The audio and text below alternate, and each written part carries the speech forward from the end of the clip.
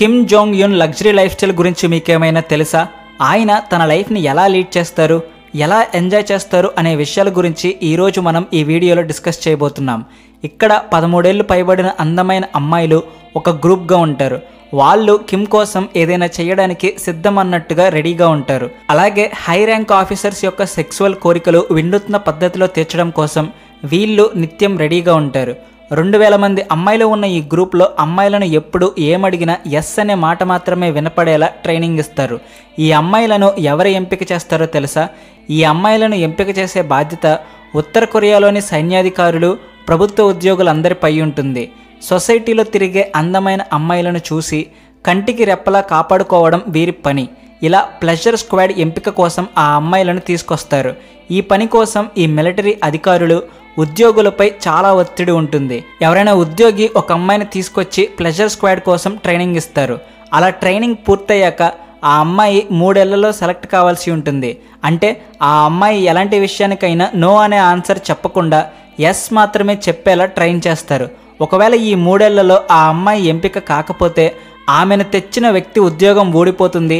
అలాగే జైలుకు కూడా వెళ్లాల్సి వస్తుంది. అందుకే ఉత్తర కొరియాలోని ప్రతి ప్రభుత్వ ఉద్యోగి పాఠశాలల చుట్టూ రాబందు లాంటి కళ్ళతో కాపు కాస్తూ ఉంటారు. ఎవరైనా అందమైన అమ్మాయిలు కనిపిస్తే వాళ్లను వదలరు. అయితే అమ్మాయిలు సెలెక్ట్ కావాలి అంటే ఒక క్రైటీరియా కూడా ఉంటుంది. ఆమె స్కిన్ టోన్ బాగుండాలి, అమ్మాయి ఉన్నత కులమై ఉండాలి. కిమ్ మిమ్సంగ్ కాలంలో బాలికల ప్రామాణిక ఎత్తు 5 అడుగుల 5 అంగుళాలు ఉండేది. ఎందుకంటే అతని ఎత్తు కూడా అంతే ఉండేది కాబట్టి. కానీ తర్వాత ఎత్తులో మార్పులు జరిగాయి. కిమ్ జాంగ్ యున్ హయాంలో 5 అడుగుల 2 అంగుళాలు ఉండేలా చేంజెస్ చేశారు. ఆ తర్వాత ఆ అమ్మాయి బాడీని పరీక్షిస్తారు. వారి శరీరం మీద ఎలాంటి గుర్తులు ఉండకూడదు. అలాగే వారి స్వరం కూడా మృదువుగా ఉంటూ మాట్లాడినా పాట పాడినా చెవులకు ఆహ్లాదకరంగా అనిపించాలి. ముఖ్యంగా ఈ అమ్మాయిలు వర్జిన్గా ఉండాలి. అమ్మాయిల కన్యత్వానికి కూడా ఇక్కడ ఖచ్చితమైన పరీక్షలు చేస్తారు. ఈ పరీక్షలన్నింటిలో పాస్ అయిన అమ్మాయిని ఈ ప్లెజర్ స్క్వాడ్కు సెలెక్ట్ చేస్తారు. ఈ సెలక్షన్ ప్రాసెస్ అనేది ఆ అమ్మాయి జీవితంలో ఒక పీడకల లాంటిది అని చెప్పొచ్చు. కానీ దీని తర్వాత వారు తమ ఇంటిని, కుటుంబాన్ని, తల్లిని, తండ్రిని మర్చిపోయి చదువును కూడా వదులుకోవాల్సిన పరిస్థితి వస్తుంది. తర్వాత వీరు ప్యోంగ్యాంగ్ అనే నగరంలో ఉండే ఒక సీక్రెట్ స్కూల్కు వెళ్తారు. అక్కడ బ్లో జాబ్ ద్వారా ఎవరినైనా ఎలా సంతృప్తి పరచాలో ఈ పాఠశాలలో చేరే అమ్మాయిలకు నేర్పిస్తారు. ఈ పని చాలా జాగ్రత్తగా నేర్పిస్తారు. ఎందుకంటే భవిష్యత్తులో తప్పులు వంటివి జరగకుండా ఆస్కారం లేకుండా చూస్తారు. అందువల్ల అమ్మాయిలు కూడా ఈ పనిని నేర్చుకుంటారు. అమ్మాయిలు సెలెక్ట్ అయ్యాక వాళ్ళ పేరెంట్స్కి చెప్పి వాళ్ళు దేశానికి, దేశ నాయకులకు సేవ చేయడానికి వెళ్తున్నారు అని చెప్పి తీసుకెళ్తారు. ఆ మాట విన్నాక ఆ తల్లిదండ్రులు చాలా గర్వంగా ఫీల్ అవుతూ ఉంటారు. అలా అమ్మాయిలను తీసుకెళ్తున్నందుకు ఆ అమ్మాయిల తల్లిదండ్రులకు డబ్బు, బహుమతులు బాగా ముట్టజెబుతారు. వారు వాటిని స్వీకరించడాన్ని చాలా గౌరవంగా భావిస్తారు. సెలెక్ట్ అయిన అమ్మాయిలకు హై ర్యాంక్ ఆఫీసర్స్కి ఇచ్చే పొజిషన్ ఇస్తారు. హై క్లాస్ ఫెసిలిటీస్ ఉండేలా చూసుకుంటారు.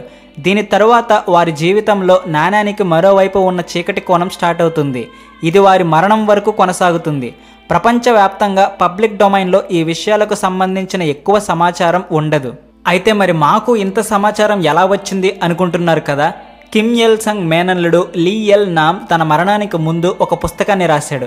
ఈ పుస్తకంలో ప్లెజర్ స్క్వాడ్ గురించిన చీకటి కోణాలని రివీల్ చేశాడు. ఆ పుస్తకంలో తన మేనమామ ప్లెజర్ స్క్వాడ్కి సంబంధించిన రహస్యాలను బయటపెట్టాడు. దీని ప్రకారం ప్లెజర్ స్క్వాడ్ యొక్క రహస్య పార్టీలు కిమ్ జోంగ్ బంగ్లాలో కానీ, అతని రిసార్ట్లో కానీ జరుగుతాయట.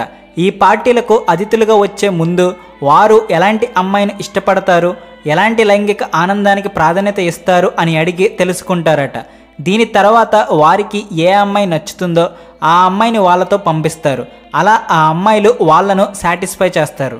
ఈ పార్టీకి హై ర్యాంక్ ఆఫీసర్స్ వస్తారు. వీళ్ళ ముందు ఈ అమ్మాయిలు చిన్న చిన్న బట్టలు ధరించి ప్రదర్శన ఇవ్వాల్సి ఉంటుంది. చాలాసార్లు కిమ్ స్వయంగా వేదికపైకి వెళ్ళి అమ్మాయిలను టాప్లెస్గా మార్చుతూ ఉంటాడు. లేదా టాప్లెస్గా కనిపించాలంటూ ఆర్డర్ వేస్తాడు. వాళ్ళతో ఒక్కోసారి ఒంటిపైన సరైన బట్టలు లేకుండా చేసి డ్యాన్స్ చేయిస్తాడు. ఆ తర్వాత గెస్టులను పిలిచి బెల్లీ డ్యాన్స్ చేయమని కోరతాడు. ఆడపిల్లలు తమ ప్రదర్శనల ద్వారా తమ దేశానికి సేవ చేసేలా డ్యాన్స్లో ట్రైనింగ్ కూడా ఇస్తారు. దానికోసం వేరు దేశాలకు కూడా వెళ్తుంటారు. రాత్రైతే చాలు కిమ్ మద్యం మత్తులో మునిగిపోతాడు. అతనికి మద్యంలో మునిగి తేలడం అంటే చాలా ఇష్టం. అతను వచ్చిన గెస్టులతో, అమ్మాయిలతో ఆడుకునేవాడు. ఆ ఆటలో ఒకవేళ అమ్మాయిలు ఓడిపోతే బట్టలు విప్పేయాల్సి వస్తుంది. గెస్ట్గా వచ్చిన అబ్బాయిలు ఓడిపోతే తల గొరిగించుకునేవారు. స్త్రీలు తన ప్రైవేట్ పార్ట్స్ని షేవ్ చేసుకోవాల్సి వస్తుంది. కిమ్ దక్షిణ కొరియా పాటలను నిషేధించాడు. కానీ ఇలాంటి పార్టీస్లో ఈ పాటలు బాగా వినేవాడు. అయితే ఈ ప్లెజర్ స్క్వాడ్లోని అమ్మాయిలు దేశానికి సేవ చేస్తున్నారంటూ బ్రెయిన్ వాష్ చేసి మరీ ఆఫీసర్స్ దగ్గరకు పంపిస్తారు.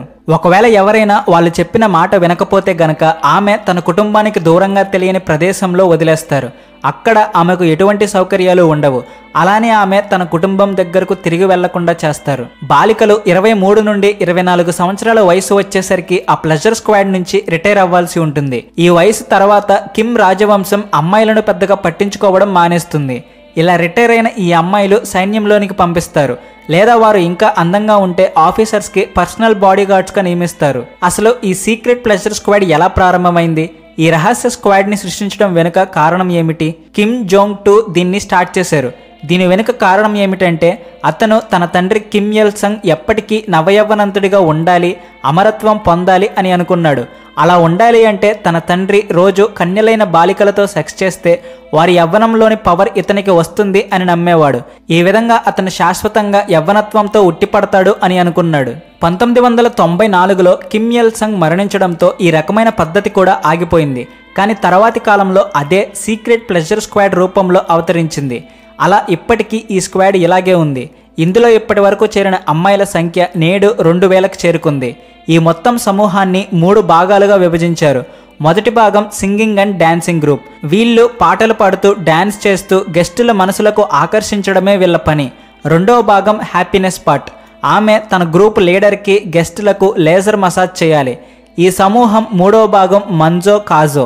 ఈ గ్రూపులోని అమ్మాయిలు నాయకులు, ఉన్నత స్థాయి అధికారులను లైంగికంగా సంతృప్తి పరచడమే వీళ్ళ పని. 2016 సంవత్సరంలో ఉత్తర కొరియా చైనా నుండి 20 కోట్ల విలువైన అమ్మాయిల లోదుస్తులను కొనుగోలు చేసింది. కిమ్ తన ప్లెజర్ స్క్వాడ్లోని అమ్మాయిలకు ఈ చెడ్డీలు ఇచ్చి గెస్టులని సంతోషపెట్టమని చెప్పేవాడు. ఈ సీక్రెట్ ప్లెజర్ స్క్వాడ్లో అమ్మాయిల వయసు 13 ఏళ్లు పైబడి ఉండాలి. ఈ బాలికలను వారి పాఠశాల వయసు నుంచే సెలెక్ట్ చేయడం స్టార్ట్ చేస్తారు. 12 నుండి 13 సంవత్సరాల వయసులో ఈ ప్లెజర్ స్క్వాడ్లో చేరిన అమ్మాయి తన తల్లిదండ్రులను కలుసుకోదు. కొన్ని సందర్భాల్లో తల్లిదండ్రులే తమ కూతుర్లను ఈ ప్లెజర్ స్క్వాడ్లో చేర్పిస్తారు. అయితే తన తండ్రి మరణం తరువాత కిమ్ జోంగ్ యున్ ఈ గ్రూప్ని మూసేశారు. దీనివల్ల తన తల్లి ఇబ్బంది పడుతుందని తెలుసుకుని మూసేశాడు. చిన్నప్పటి నుంచి తన తల్లిని అలాంటి స్థితిలోనే చూశాడు. అయితే ఇప్పుడు ఈ ప్లెజర్ స్క్వాడ్ గ్రూప్ కాస్త లైవ్ ఎంటర్టైనర్ గ్రూప్గా మారింది. అందులో అమ్మాయిలు పాటలు పాడుతూ డాన్సులు చేస్తూ ఉంటారు. ఉత్తర కొరియా నుంచి పారిపోయిన వ్యక్తుల నుంచి చాలా సమాచారం బయటకు వచ్చింది. అలా 2007లో ఓ వ్యక్తి ద్వారా ఈ విషయాలన్నీ ప్రపంచానికి తెలిసాయి. కిమ్ జోంగ్ యున్ తన అంగీకారం లేకుండా ప్లెజర్ స్క్వాడ్ను మళ్ళీ స్టార్ట్ చేసిన కారణంగా అతను తన మామను కూడా చంపేశాడని అప్పట్లో వార్తలు కూడా వచ్చాయి. మరి ఈ వీడియో గురించి మీరు ఏమనుకుంటున్నారు? కింద కామెంట్ సెక్షన్లో చెప్పండి. అలాగే వీడియో నచ్చితే వెంటనే లైక్ చేసి షేర్ చేయండి. వెంటనే ఛానల్కి కూడా సబ్స్క్రైబ్ చేసుకోండి. Thanks for watching.